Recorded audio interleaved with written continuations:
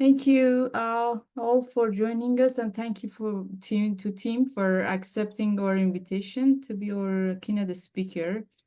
This is GeoX Global Flood Cross-Cutting Project monthly presentations and meeting series. We're glad that we have a person from another part of the world, from Australia. We have different kind of speaker every month. We have a well-known kind of scientist discussing about how their flood-related project went in their research, in their case studies, and discuss some result and finding with us. We are grateful for that. A bit about the Global Flood Cross-Cutting Project. This initiative actually started in September 2023, and officially we started in January of this month. We submitted our proposal to the GeoX global hydrologic panel, hydroclimate panel. And then we got the initial feedback from them, some comment from the panel members. We revised the proposal and resubmitted in early July, and we are waiting to hear back from them. We also presented the result of this initiative at GeoX GHP panel sometime in early July, and we received some great feedback from the panel members there.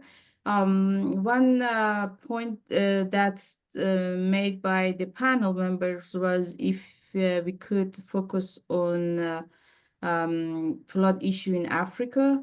So if you guys know anyone works on in Africa or as some kind of data that we can use in a case study, we appreciate that we appreciate your help. Please keep in touch with us. So that's where we are standing with this initiative. And from here, I would like to invite Conrad to lead this session. Thank you, Conrad. No, thank you. I feel very privileged to invite Tim to speak to us. I'm going to give the official biography and then an unofficial one. So officially, Tim is an associate professor at Monash University. So that's in in Melbourne, in Australia. His research focuses making better use of hydrological observations to better understand long-term change in catchment water dynamics, including groundwater and catchment resilience. In his spare time, he also explores long-term groundwater change. From a personal point of view, and I think why I really wanted Tim to speak here was I crossed over with Tim for a good part of 6 years at Melbourne and at Melbourne University. And I think as we move forward in, as climate change impacts on flood processes, we really need to be developing statistical tools that help us understand that. And I think the way Tim approaches his research is from a statistical hydrology point of view, but really understanding the physical mechanisms and developing tools to understand that. So yeah, I find that really exciting and interesting research. So I'll hand it over to you, Tim. Thanks so much. Thanks, Conrad. It was very nice. So as the title says, I'm going to talk about some recent work that is showing that catchments do not seem to recover from droughts. Bit of a long way from a flood session, but where we're going to go, I think you'll see that it potentially has impacts for flooding. And if it raises any thoughts or ideas with yourselves, I'd love to hear more. So let's get into it. I'm going to try to be giving you a bit of an update about, or a bit of background, a bit of update about some of the emerging evidence that catchments don't seem to recover from disturbances like floods, but it could be other disturbances too. Oh, sorry, don't recover from droughts, but it could be other disturbances. And then try to look at the causal mechanisms. So all of this work really came to prominence when myself, Murray Peel, and Margareta Saft published a paper in Science called Watersheds May Not Recover from Drought. It was a really great experience. Really received some great coverage in Science and some opinion pieces talking about how we need to do things differently in hydrology, and then news coverage both in Australia and in the US in Science News and some BBC places as well. So I'm going to dig into this paper a little bit and then step back and see where we've got to since. I would say the vast majority of hydrology and any field of hydrology has a fairly implicit assumption I'm going to try to explain. So we might have some measure of our hydrological system. It could be stream flow or groundwater level, and we have some disturbance, so meteorological drought. And unsurprisingly, our system declines, rivers get drier, groundwater declines, soils get drier. Importantly, I think the vast majority of our models have an implicit assumption that when the drought ends, our hydrological systems always come back to where they were, no matter how big the disturbance is. I've always been skeptical of this. After working for a consultant for a number of years, it just didn't seem to hold up. And I've spent quite a while trying to theoretically and empirically test it. The sort of underlying concept for all of this is pretty much, instead of what's shown on the left, it's more like what's on the right. Where we might have our hydrological system bouncing around state one. We have a disturbance, low rainfall shown at the bottom, period of drought for 5 years, and unsurprisingly, our catchment dries out. But if there's a positive feedback or biophysical feedback, then when the drought ends, it's plausible, at least theoretically, for the catchment to persist in this alternate regime. And potentially has a lot of implications for how we manage water and I suspect flooding as well, but it's an open question. So that was sort of the theoretical work. But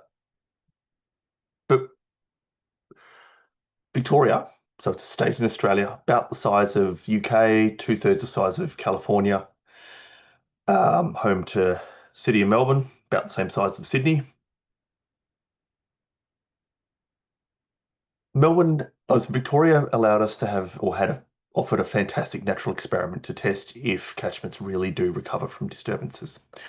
So I've got the deciles of rainfall across the state here. So on the left from 91 to 94 and then 95 to 98.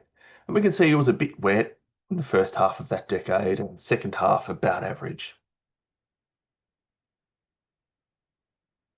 Jump into the 2000s and the state experienced 10 years of severe drought. The first half was a couple of deciles below the average, but the last half for large parts of the state was the lowest or near the lowest on record. It caused colossal changes to how we manage water, separating out water rights and property rights. It really changed many behaviours across both rural and urban environments. So this huge drought really was a severe issue. But then the drought broke in 2010. Very wet years, highest on record or near it. And then the years after, it's sort of been fluctuating around average, sometimes a bit dry, sometimes a little bit wet. So here we had a large disturbance and then a period of return to average-ish conditions, and we could examine what catchments actually do. So in doing this, we started off just looking graphically, and I'll just use this to present the ideas. We sort of identified 3 key ways that catchments behave and recover from such a disturbance. So these are just plots of annual stream flow and rainfall. So on the left, on the bottom, is precipitation, and on the y-axis is Box-Cox transformed stream flow. And in this very remote alpine river, Wanangata, we've got the pre-drought in green, drought years in orange, and the post-drought in red. And when we fit a line to these these three periods, we can see that 1,000 millimeters of rain produced the same stream flow. It didn't matter if you were in a drought or out of a drought. More interestingly, and this is totally aligns with Margarita Saft's classic papers in WR on this. Yea River, Central Victoria, when we had this shift down. So for the orange line is during the drought. And which just like Margarita's work, it was 1,000 millimeters of rainfall, for example, would produce the shown stream flow if we were before the drought or after the drought. But when we're in the drought, the same amount of rain produced significantly less stream flow, which is a bit odd because it was unclear where the water was going. Groundwater was dropping as well. Most fascinating case is Cairn River, and this is out in the far east of the state. Native pristine forests around that whole portion of the state, very remote. And in this case, we had the drought. Before the drought, we're up here in the green line. Drought happened. The orange line shifted down, and after the drought, those red points are showing that we persisted in this drought state, even though the meteorological conditions have returned to normal. So this is perplexing. We wanted to understand it a bit more of an objective way, so we developed these hidden Markov models that allow us very nicely to objectively define when the catchment appears to shift state in order to explain the observations. And importantly, we're also controlling for rainfall. So for example, you might be in the normal runoff state. You have a dry period that pushes you into a very low runoff state, and then you may recover towards a low runoff and then come back to a normal state. And there's lots of configurations of this we chose. But I want to show you what it looks like, and then we'll look at some maps. So here's that Wanangata River again, and I've got the observed in grey on the right from 1970 to 2020. And the green is the hidden Markov estimates, where we've got the median and the 5th and 95th error bars. We can see the drought came along in grey, and the catchment behaved the same. The Yea River, we can see it shifted in 2001. And probably for the flood folk here, it was interesting that even when the big floods happened in 2010, the catchment still was in a drought state. So potentially the floods would have been bigger if the catchments had recovered. The most fascinating case is Cairn River, where catchment actually shifted a bit early, 99. Drought ended, and our records are showing that it has persisted in this drought state till now. So we're talking 15 years after the meteorological drought ended. Let's look at this spatially. So here's all of the 161 catchments we looked at, all of them gauged and unregulated, very low anything water use, all high quality concrete weirs or rock weirs, no land cover change. And we can see we called 1990 our normal year, as shown in yellow. Let's tick through the years. So 95, few catchments some become a bit higher than you'd expect for the rainfall, some become a bit lower. 2000, start of the drought. Large parts of the east and west are shifting into this low runoff state. 05, few more. 09, so that's the end, water year 09. About 2/3 of the state had shifted into this low runoff state. 2011, 2 years after two very wet years, still seeing a good fraction in a drought state. At the end of this analysis, 2016-17, still about 1/3 of the catchments in a drought state. Over time, so here we've got the red is the catchments in a low runoff state over time, or the number of catchments in a low runoff state over time. And we can see, drought ended, some came back, but we're still ticking along at about 1/3 in this low runoff state. And they're not just slow to recover. Importantly, autumns have become a bit drier in southeastern Australia, so we wanted to control for that because maybe it's just autumn's explaining everything. So the dashed is the seasonal and is showing roughly the same dynamic. One of my PhD students who's just wrapping up, seen as Zahidi, has extended this work out to water year 22, and he's found the same thing. We're just continuing along in this drought state. His work's currently being used for revising states' climate change guidelines. So you might ask, yeah, okay, maybe the catchment's just slow to recover. Well, we looked at that. We looked at the catchments that had recovered. And when they did, they gave us a clue that they were on their way to recovering, looking at the conditional probabilities. So these blue lines are showing that around 80% of catchments gave us a warning that they're about to recover. The catchments that have not recovered, 80% of them are showing no sign of recovering. They're effectively appearing stuck. Sorry, it skipped in automatically. Well, how much water are we talking about? Pretty hard to estimate the counterfactual.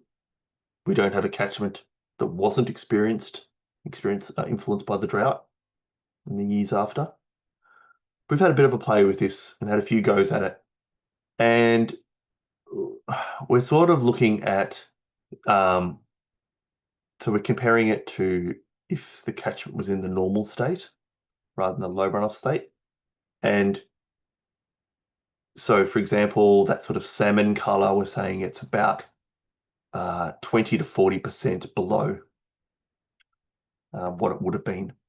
So we're talking quite substantial percentages, tens of percent less less stream flow than there would have been if the catchments had recovered. So this is scaring the pants off a lot of water managers in this part of the country, and they're trying to work out what to do. But where's this water going? Not going to the stream? What's going on? There's only so many places it can go. We know it's not going to run off. Probably not going to groundwater recharge because the groundwater levels dropped significantly. So it's really only the going up is the only option. And interestingly, a Japanese group, Sawada, recently, a little while ago now, did a paper in AGU Journal, and they were actually, despite being Japanese, they looked at this area of the country and they showed that leaf area index during the drought, so measure of plant water use, actually either increased or stayed slightly decreased. But overall, they could not find any statistically significant trend. So it appears the plants continued their water use, even though during the drought. So picking up some of Peter Trock's work in his HP Invited paper, where he sort of brought Horton's index back to life, we wanted to see what we could find out about the plant's water use at the catchment scale. So Horton's index, it's just a measure of the actual ET from catchment water balance divided by catchment wetness. Effectively, it's the amount of rain minus the quick flow. It's got its own problems because we're not doing long-term averages. We're trying to chunk decades. Actually, I'll just skip over the equations, but it's pretty simple.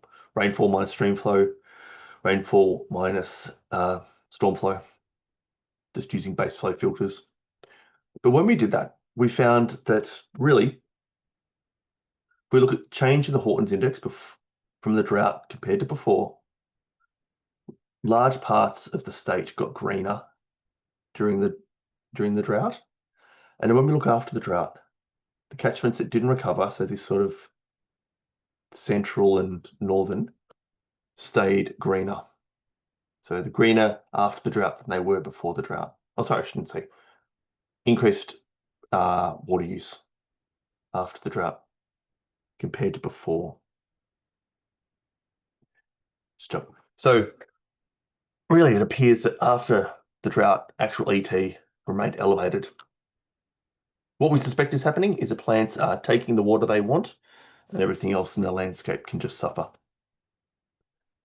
Others have followed on from this. So Claire Stevens has done a beautiful paper in WRR using her rhesus detailed ecohydrological models, where she's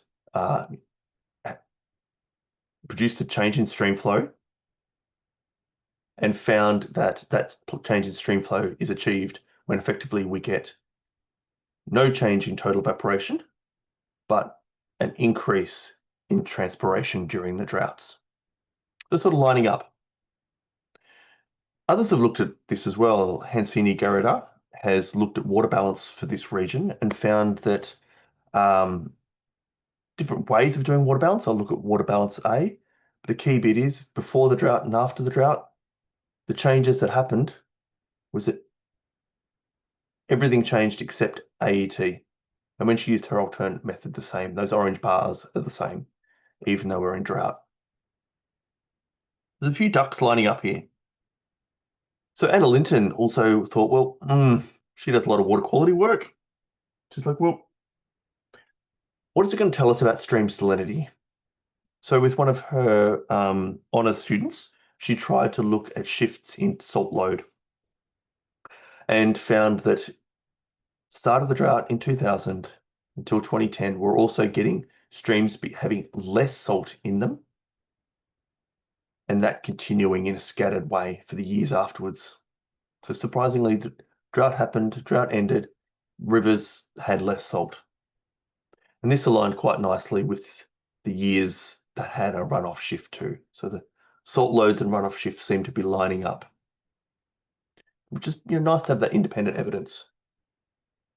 Thomas Westphal, from your neck of the woods, my students, he's gone to look carefully at not salt loads, but salt concentrations, and found that it's a bit hard, it's a bit noisier, but effectively the streams got fresher during the drought, and this continued. When he looks at runoff, it aligns nicely as well. So the runoff change and the stream salinity change seem to be both occurring, which is nice to have that independent data. But the kicker that I'm excited about is that we think we've worked out why. And I'm going to get you there. So, by the way, you're the first to see this. This is currently in review at WRR. It does not seem to be related to groundwater level, but rather the rate of change of the groundwater. So, for example, when the groundwater level is dropping at this bore, and there's many bores that show this in the paper, we get a state shift. When the groundwater level is not really changing that much, we get a persistence. We just stay in the state we're in. And only when the groundwater level is rising do we get a shift back. So we're starting to, this thing's starting to line up here. And the conceptual model, no, actually, this is the overall picture of where we're at. So we feel that non-recovered catchments tend to be a bit counterintuitive. They tend to be greener, but drier. So lower groundwater, lower stream flow, and that water that would have gone to the creeks is going to our plants. The catchments that have recovered tend to have a higher groundwater, higher stream flow, and browner because less of the water is going to the veg.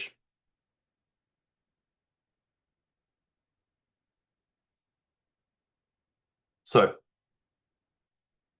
following on from Thomas's work, we've developed this conceptual model of what we think is causing catchment non-recovery. And I should have said earlier on, this is not a phenomenon unique to Victoria. After we've shown it here, it's been, the shifts during droughts have been shown to occur in California, Chile, parts of China, a few other scattered locations. So what we feel is happening, so we've got a period before the drought, recharge is high, groundwater level is high, but importantly, it gives us a strong upward pressure gradient in the groundwater. And that brings a lot of salt and a lot of water to the stream. Drought comes along, plants are good at getting what they need, they continue to take the water they need, that shuts off recharge, water level drops. And then importantly, the pressure gradients under creeks decline, and we're having that less salt moving up and less water. That's where our thinking's at on the causes. But I want to step back and go, well, that's trying to explain the change during drought. The last thing I want to step you through is what we think is explaining the non-recovery. We haven't quite got there all the way yet, but this is sort of the context, and we'll develop a theoretical framework. So imagine we've got some hydrological variable, annual stream flow, groundwater level. We have a period of average rainfall. It's high. That hydrological system is wet. Drought comes along. Our hydrological system dries out. Nothing surprising there. Average rainfall conditions return, and just like I hinted at earlier, vast majority of hydrological models assume we always recover. So I think we've really implicitly assumed they've got a infinite resilience. And I mean resilience in the sense of Buzz Hollings resilience. What I think the non-recovery of catchments across southeastern Australia suggests is that drought ends and we come to a new stable regime. And I think our catchments have a finite resilience. This is sort of characterized by those time series of catchments recovering and those not. So I'm going to contrast that with, and I'm going to go into a little bit more. I would say we very much implicitly think of catchments as interconnected buckets with long memory, and that's it. I think there's strong positive feedbacks that are lacking. And I think very often this interconnected bucket is really thinking of, if that's our catchment and the ball is the current state, we might have some disturbance like a drought or flood. The equilibrium moves and the state of the catchment slowly rolls towards that new equilibrium. But when that disturbance returns, we slowly come back to the old steady state. And really, that means we've sort of thought about catchments in this way, where we've got rainfall on the X, stream flow on the Y. We have some initial state up here. Life's good, everything's wet. Drought comes along, rainfall declines. Rain returns to normal, and it's just a slow process to recover. I don't think that's supported by observations, at least for water-limited regions. What I think is happening is there's actually two states. We have a disturbance. It eliminates one state, and we slowly progress towards that single steady state. Disturbance ends, and we're going to persist in that new regime until we're pushed back.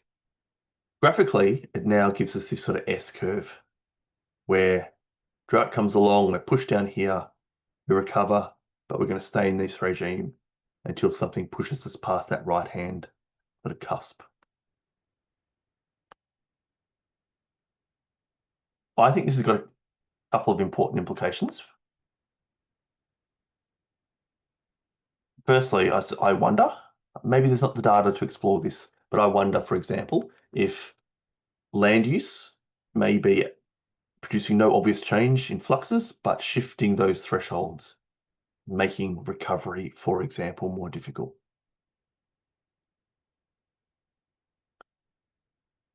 Alternatively, I also wonder, it's same setup, I wonder if that's our average rainfall, long-term average, if climate change alters that mean as it is, then climate change may make it more likely to shift and so easier to fall off that left-hand cusp and harder to come back.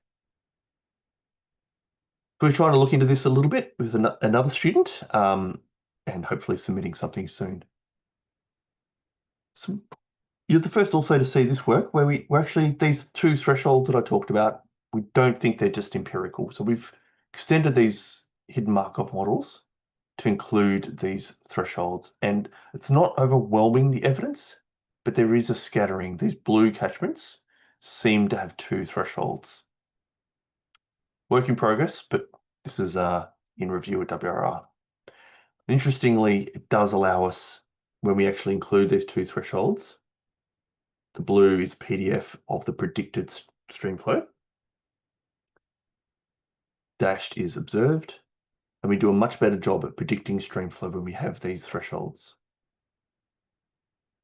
So there seems to be some evidence here.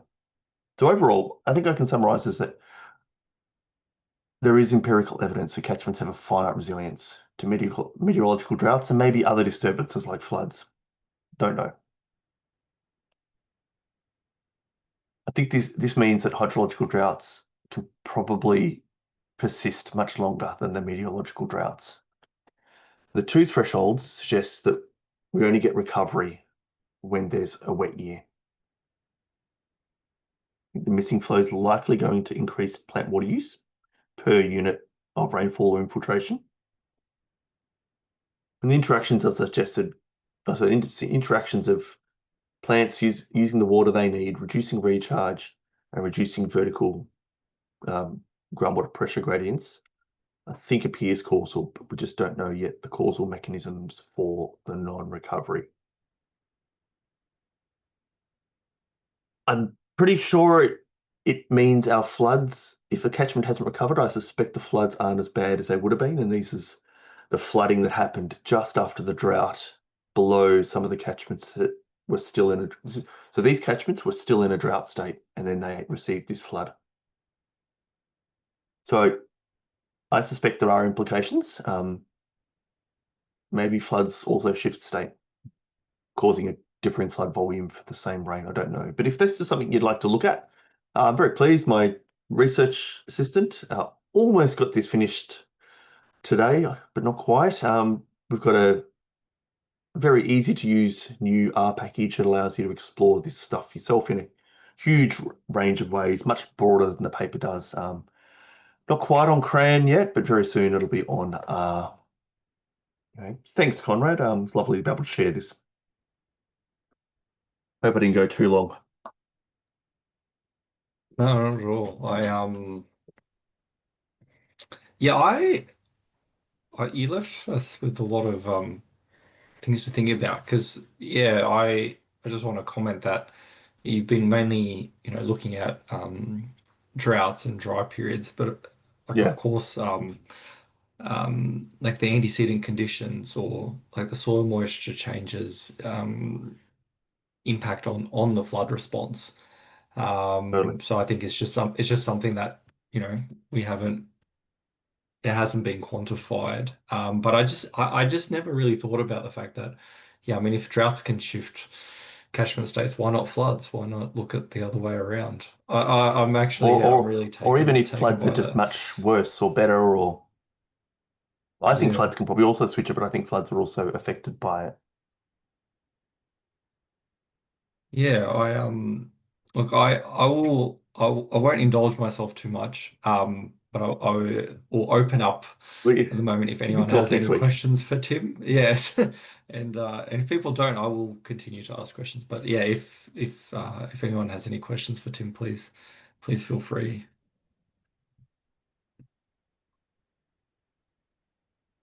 Or I'm happy to go through any of the material, anything that I missed, Yeah, anything that wasn't explained. I have a quick Hey, Nana, question, if possible. Hey, how are you? please. It was a great, exciting research. But among these different factors, groundwater, evapotranspiration, that you showed that they recovered after time. Have you conducted any research that how long does it take to be recovered, and which factor recovered sooner? But I know that they have a complex interaction that Yep. all these factors together. But I was curious to get to know that how it goes.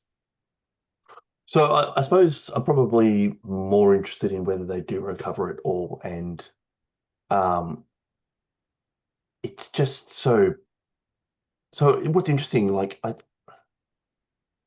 think it's more than just how long they take, because I've started presenting this, and I was presenting it as a state government thing last week, Conrad, and water managers are starting to tell me that they've seen it too, and they don't know what the hell's going on.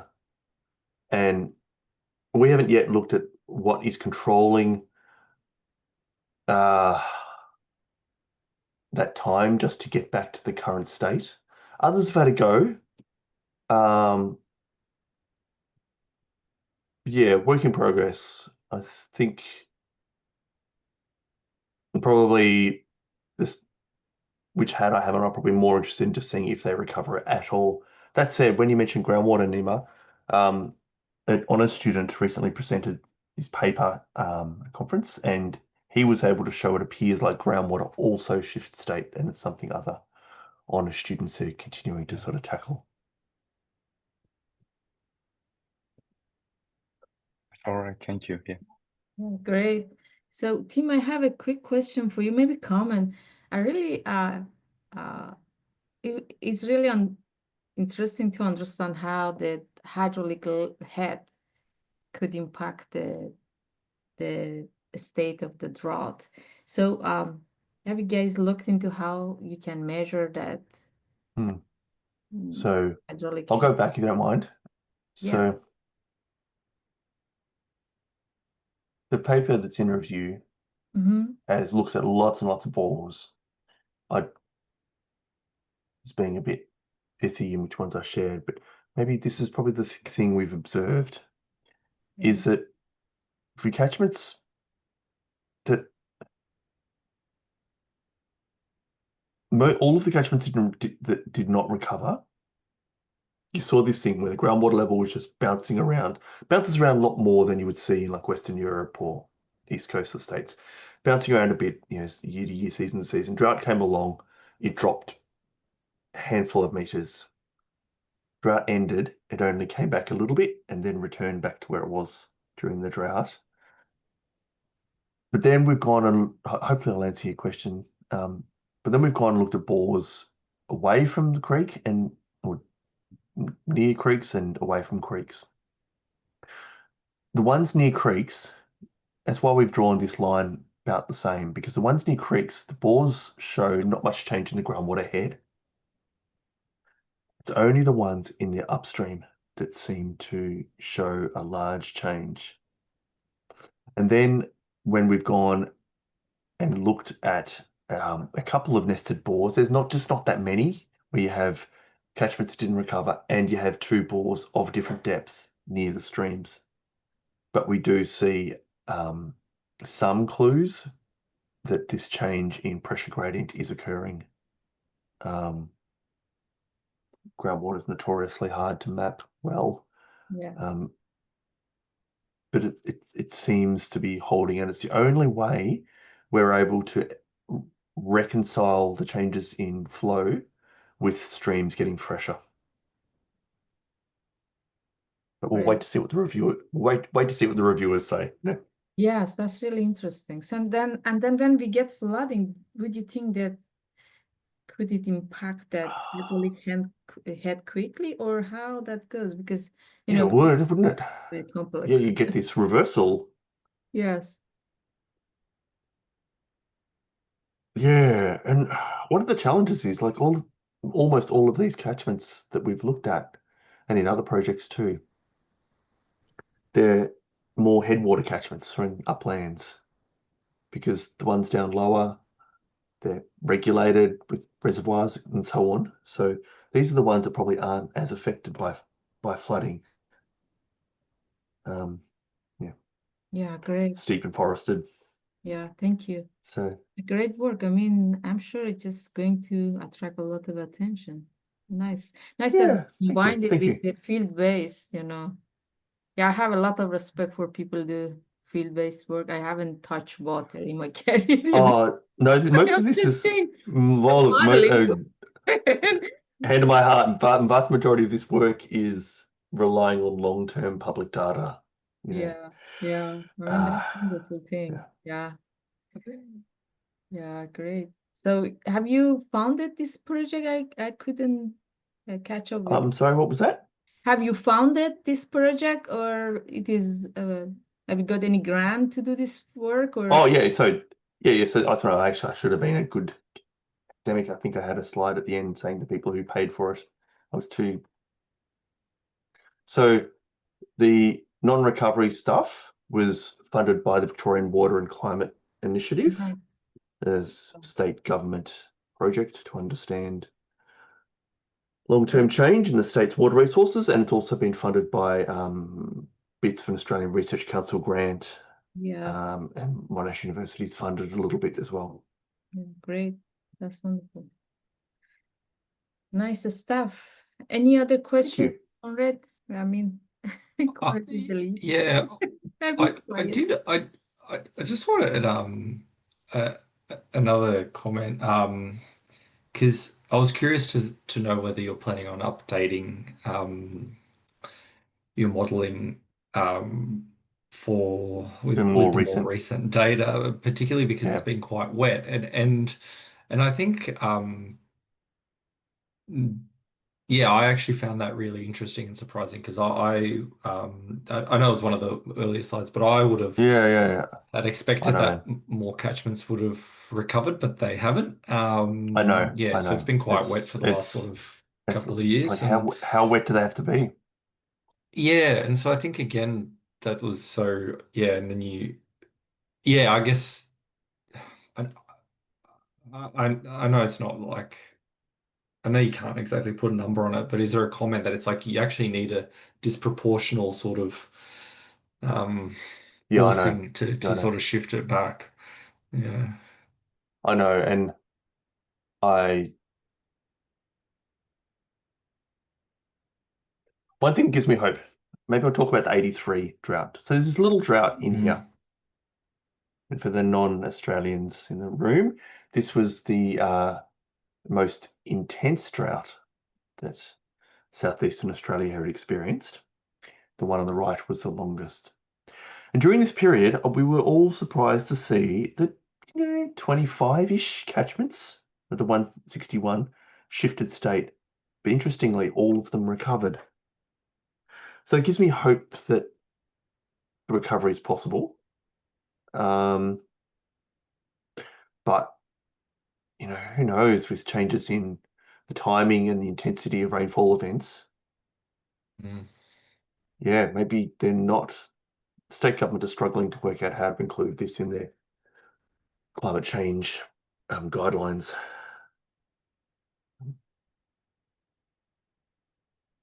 Yeah, I Yeah. think they probably will recover. I think it probably will, but I don't think it's gonna need something wetter than we've seen in the last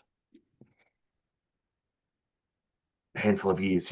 Maybe the 2010-11 Yeah. floods, those big events would push another. Mm. I don't think it'd be all or nothing. I imagine if we had another 10, 11 years of 2010-11 wet years, it would push maybe 25 catchments back. Probably not all of them. Yeah, it just it goes to show how severe that drought really was that we had the yeah during the early 2000s as well. Yeah, Yeah. it'd be Um great to look at this in I, California. yeah, that's good. Um I don't know if there's no other questions. Do we draw it to a close video? Yeah, I have one more question for Tim. Please. Oh, awesome. Oh, that's great. Oh, that's great. Yes, this graph is really interesting. So your tipping point in this graph, based on what I see, is just somewhere in 1995, and then you had like huge kind of rapid kind I of know. change, right? Yeah. So Yeah. that And time, so, yeah, in that yeah. time, actually in Southeast in US in 19 around that time till 2002, we had like severe drought. I don't know, it was universal or something, but I wonder how, I mean, it's Hmm. really, really kind of interesting that, Yeah, it is, isn't it? And yeah, there's been like lots and lots of papers and things. People say, oh, the drought started in 2000. And then we yeah, were like getting these results and we're like, what? But yeah, we're seeing this popping up, in 97-ish. yeah, Yeah, it's interesting. I yeah. The student who's identified these thresholds. I just would have hoped he did a good job, but I just think I would have hoped that it would come out with a stronger story. But maybe it's just that there's not many times the catchments have switched, so it's hard to elicit these thresholds. Yeah, work in progress. Great. So did you look into the land use land cover changes or anything else that Brutally, yeah. So the reviewers were pretty that's enthusiastic for me to look into that, and we looked at every single gauge. It's whether it's a rock or concrete, the rating curves, how often they're updated, whether the rating curve updates related to this. yeah. But the land cover, so we had actually Landsat derived statewide land cover change maps from 85 to 2019. And so for every single one of these catchments, we looked at what land cover had occurred in different half dozen classes. And we could not find, there wasn't any big land cover change other than plantations in the west, but we could not find any relationship between the timing or the magnitude of the shifts and the land cover. Oh, that's We interesting. couldn't find any connection. Hmm. It's a ridiculous supplemental. It's like 480 pages. So it goes through excruciating detail of all of this stuff. Great. Yeah, we have a catchment actually in South Carolina. It has like huge. Oh, you're in South Carolina, are you? Yes, Yeah, cool. maybe here in Southeast region, we had like huge Yeah. kind of deforestations, more than 55%, and it changed, I mean, the response of the catchment, and it's just very difficult to model it. And then we found it, I mean, after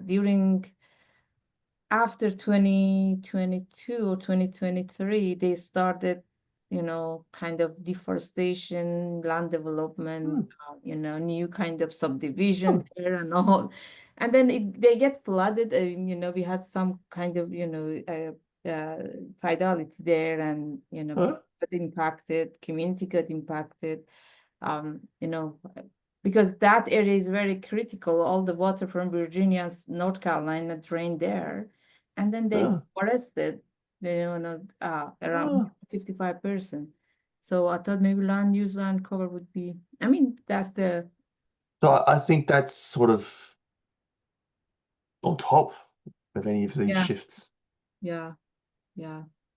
No, our land cover is so hard to estimate. I've got my groundwater stuff. The first paper we tried to look at the impacts of land cover change from paired catchments. Oh, it's a well of pain trying to quantify the impacts of land cover. Yeah, I understand. Okay, great. That's wonderful. Do you guys have any questions and any concern or anything you want to, discuss drought recovery? It's just really interesting.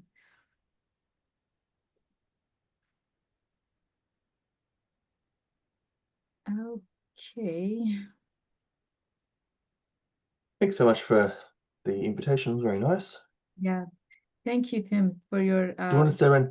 Yeah, for your nice presentation. We learned My a lot. pleasure. That's what's My really pleasure. great. Thank you. Thank you very I'm much. happy to share the slides if that is useful as well. Yes. And then we will send the video to the through the GeoX listserv, so that people who couldn't Fantastic. attend the meeting can access your talk. So Thank you. again, thank you, Tim, for the Pleasure. presentations, and thank you all, and thank you, Conrad. Pleasure. I just want to mention that we will continue our monthly series again next month with another keynote speaker. Please join the meeting and then discuss the ideas, and we appreciate your support. Conrad, anything you want to add? You were ready. No, thanks, Vidya, for all your hard work and and hosting. Thank you. So thank you. Thank you, Conrad and Tim. I know it is very late for you guys. So, That's all right. yeah. Conrad, do you want to stay around for a chat? Have you got 5 minutes? Yeah, I can hang on. Yeah, Thank you. If this doesn't boot us off. Yes, thank you all. Have a No, great bye-bye. Thank you. Thank you. Yes.